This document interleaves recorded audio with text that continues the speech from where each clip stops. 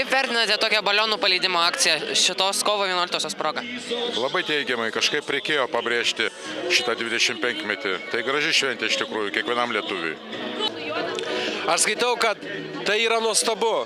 25 metai tai jau yra ženklus laiko tarpas, kai mes tikrai nepriklausomi. Gera, labai gausiai susirinka žmonių ir žmonėms patinka tokios akcijos ir visi buvo laimingi su šypsenom.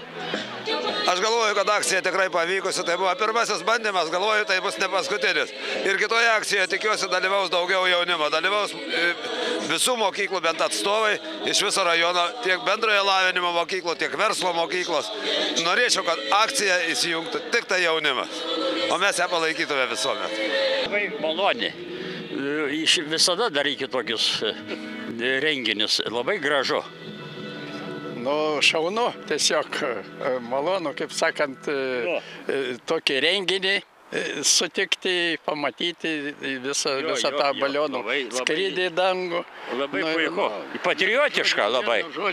Vienu žodžiu, šventės simbolis. Čia ne tai balionai, čia trispalvė buvo iškelta. Nu taip, į dangų. Geltona, žalia, raudona. Ačiū labai. Labai gera, labai gražu ir reikia. Tik reikėjo daugiau žmonių, kad ateitų į šventę, bet taip labai gražu. Prašau. Buvau ir vėliavos akcijai nešime ir labai patiko ir čia. Dar minėjote, kad mažai susirinko gyventojų. Kaip galvojate, kas trukdo tam? Nežinau, kodėl. Gal tie, kas norėjo, tie atėjo. Bažnyčiai vyksta šiuo metu, man atrodo, renginiai. Gal kitur kažkur. Tai vėliavos, tai, kai kėlėm, tai labai daug buvo žmonių. Gal trūko agitacijos.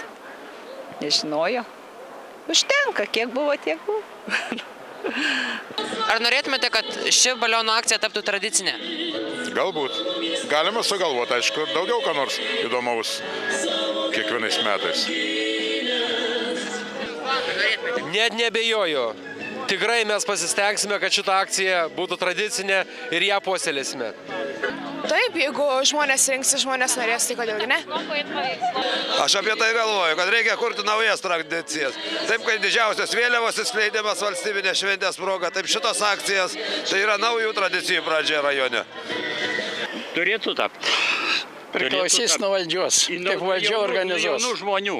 Jauni žmonių jaunimą. Pasakysiu taip, kaip priklauso viskas nuo mūsų valdžios, kaip valdžia organizuos šitą šventės.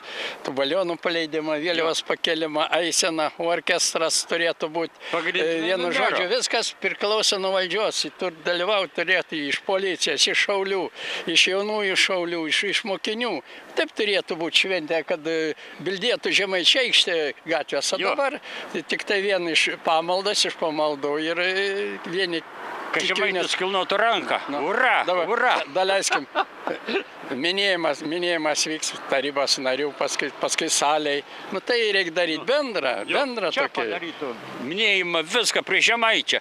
Oras geras, gražus. Nu, dabar ten sulindė kažkur į pašiūrę, daro tos posėdžius, viską nu žmonių. Anksčiau buvo prie bažnyčios išeidavo visi. Buvo rikiuotė, muzikos mokyklos, orkestras, visi atėdavo prie Žemaičio. Pakeldavo vėliavą, sugėdodavo himną. Nu tai buvo kažkas matoma, o dabar kažkur tai uždarai. Eikit, reiškiasi, visi į savo bendrijas, į seniūnijas ir švęskit. Nu irgi gražus dalykas, bet tai aš skaitau, reikia padaryti bendrą šventę. Masinė šventė.